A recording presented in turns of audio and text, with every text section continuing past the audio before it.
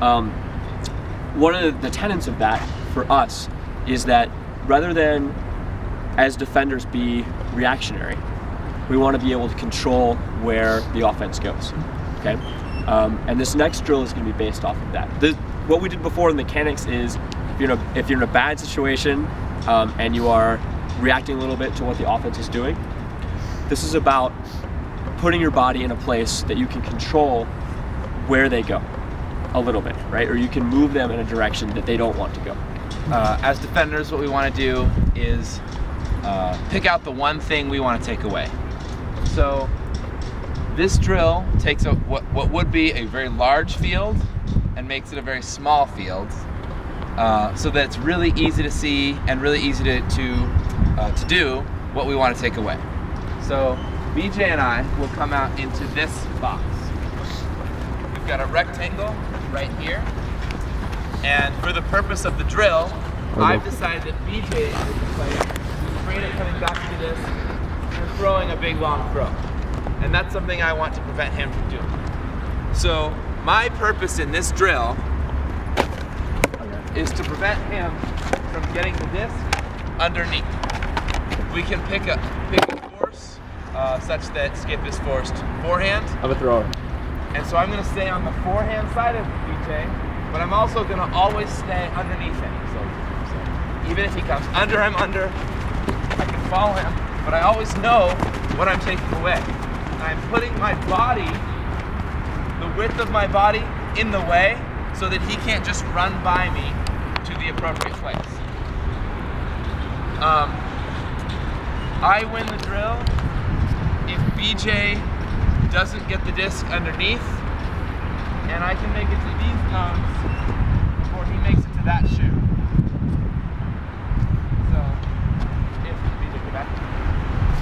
So if BJ leads, if BJ cuts deep, if I can make it here before he makes it there, I win. Or if BJ comes under and I'm in a position where I can get a D, get a D, I also win. And it's all about maintaining this position so that wherever he goes, I'm staying in the right spot. What we don't want is we don't want to follow BJ out, have him come under, and forget our job. Because our job is to prevent him from coming out. You should try to get the other person to stone. That's His goal is to trick me, shoot me out, and get underneath me. You can do all fakes. Do all fakes, or to get to that shoe before I do it. Spencer did two things very well. One, you saw him position his body not here where he was beat, because the offense can shoulder him out immediately, or just turn and go, okay? So he stayed underneath. This is the control, right? I want to stop everything under. As he starts to move, I'm still protecting that, knowing that if he turns and goes out here, just one step for me, okay? And if he comes all the way out to this line and turns around, I'm still in a good position to protect underneath. Second thing is small steps. You saw how he was low and moving around with short steps. If you're standing straight up, you can't get the power that you usually get from turning your hips and being low, and you often can get tripped up. So if I'm straight up and down, I'll turn my feet and I'm broken. I'm done. So last thing on top of that, I've got my eyes on the offensive player at all times. If I turn the wrong way, I don't know where he went. He could go this way or this way. I'm lost. My pants are around my ankles. So at all times, I'm aware of Skip and I know where he's going. Also, the whole drill happens inside this box. If Skip cuts out here, drill over, I win. or the front. Right. Just get on. 2. Oh.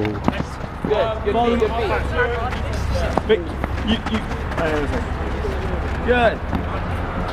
You didn't seal him off very well. You were more like this. If you're more like this, and give him more space when he goes out. Ready? Nice. Next one. This guy's me in the end zone. So, as a defender, I'm going to play behind him. I'm going to put my body in the exact same position, it's just on the other side. So now, if the force is forehand, I'm not letting Skip come deep at me, and I'm letting him have a little bit of under, but I'm right there so that he doesn't beat me this way. So in the drill, same idea, same body position, except this time the shoe is gonna be way closer. So I have to be within, what, a meter less in order for me to win the drill. If Skip beats me, if he gets to the shoe before I get to the cones, that's a win for offense. Questions? Last part of this drill. So if he's controlling that I'm gonna go underneath, right? Always, he wants me to be, I'm a bad thrower, so he wants me to come in. But I'm good enough that if he's not behind me, I will throw a hook, or I'll reset it, or I'll do something smarter than normally I do, right? Because he's not putting any pressure on me.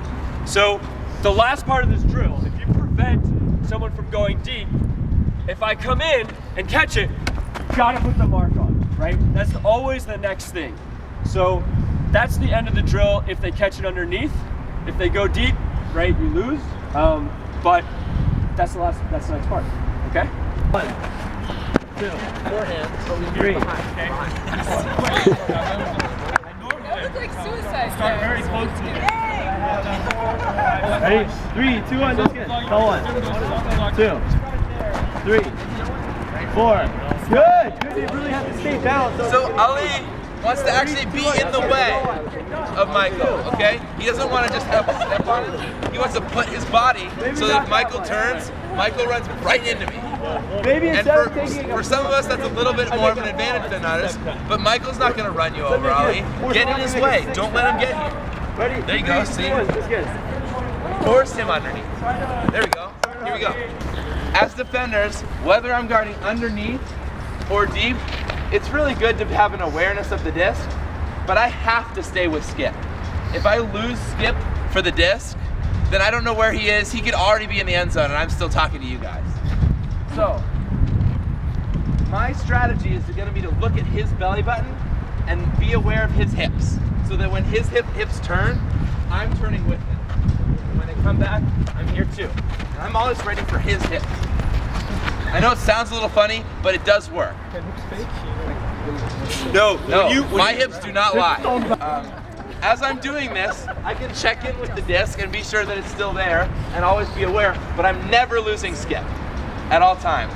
So same idea now, but we've got a bigger challenge. In real ultimate, the field is much wider. There's more space for the offensive player to move, to beat me, and we're gonna start stimulating that a little bit more. So now, the box is much wider, and I have the same job.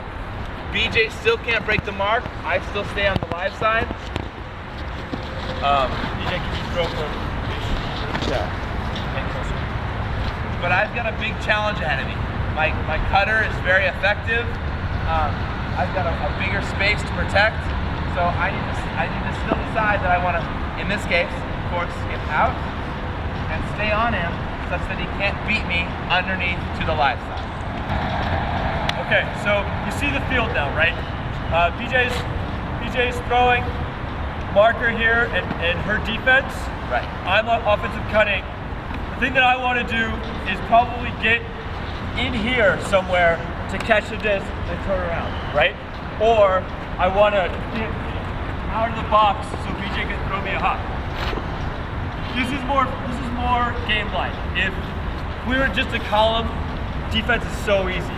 Now you're in a very large box, and then eventually we're going to put you on a field where you have to do the same thing.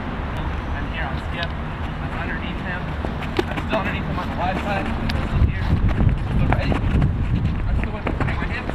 Perfect. Done. Okay, see how he was protecting the underneath the whole time? He rotated, he moved.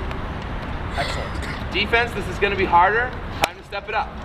Go 7 seconds now. This is a bigger challenge. And disc is in. Still in 1, 2, 3, 4, 5. Done. Only 1, 2, 3, 4, 5, 6, 7. Stop. Right now we'll talk about horizontal. If I'm cutting you horizontal, instead of trying to clear out, because I have 7 seconds to cut and they're only looking at me. So they're trying to clear out here, which is very difficult. I usually, just like we did before, I will chop stop and turn my body and try to convince him I'm going out and try to take a hard angle back in. If I'm cutting, I want to be able to use as much of this box space as possible. If I come all the way to the edge, as a thrower, again, this is very difficult for me to hit, okay? So I will throw to you if you are open here, or maybe here, but this is impossible for me, okay? Let's keep going. The idea is, no matter where he goes, I'm going to stay deep with him. And it may require me to run with him, or just to move my body side to side, but I want to keep him from beating me in the shoe before I get to the cones. Same idea. Same thing when he gets to this, I'm putting a mark on, but this is to prevent a big tall player from catching a hook on you. Stay deep. We've been slowly building, right? We started out with footwork, then we talked about how to control your defensive, how to control the offense to move where you want them to move. And we did it in a very small space, and then we did it in a bigger space. Now, we're gonna put it on the field. And we're gonna talk about, we're gonna show you, we're gonna basically do a cut for 7 seconds in which you are trying to stop one thing. We'll start out with under, and then we'll do, and then we will go to stopping the deep, and then we'll take a break and we'll switch to offense. Okay? So from here to the other cone, 22 meters, give or take, right? In a real ultimate field, you guys do 40 meters? So you would do 37 meters, right? So it's a lot more space over here. But in any defense, the marker is taking away half the field, yeah? So we're gonna do the same thing as before. It's going to be a thrower about right here, and we're going to make a stack. So Spencer's on D, and what's gonna happen is there's gonna be a stack behind me, and I'm going to have 7 seconds on offense to get open anywhere I want to in this space, right? Spencer, for right now, I'm a fantastic handler. I'm somebody else. I'm a fantastic handler. And if I get the disc, it's a goal every time. I'll catch it. Boom. We cannot allow me to get the disc. And if I do, he has to get a mark on immediately. Okay? So, start out here, and I am gonna try to lose him in the field, right? Right? Do you see us protecting underneath? He's also gonna have to worry a little bit about now this area, which we've never worried about before. Because I can go now a little short and catch something here, or I can go very wide. So now, instead of just being constantly on my hip, on his hip, you have to be able to rotate to where he wants to move. Okay, so it's a lot more lateral movement as well as backing up.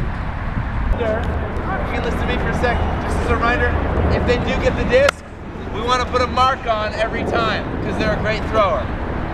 Forcing back in. 3, 2, 1, disc in. There you go, stay in your position. There you go, stay with him, stay with him. Oh, that's all right. Next group. Spelling 1, 2, 3, good. Mark. Things, here we go. 3, 2, 1, disc in. Good, Mark. Disc in. Up. Tonight, the communication here has been difficult. I just had a defender who was very close to the disc, but he had no idea it was coming, so offense got it, okay? I would like for the second part of this drill that everybody, if the disc goes up, yell up, okay? The marker and the sideline must talk to each other. Half of defense, we're teaching the positioning now, half of defense is on the field, and the other half is being able to help your defender, being their eyes, okay? So let's now take that and move it into this drill. Okay, so we talked for very little about this, but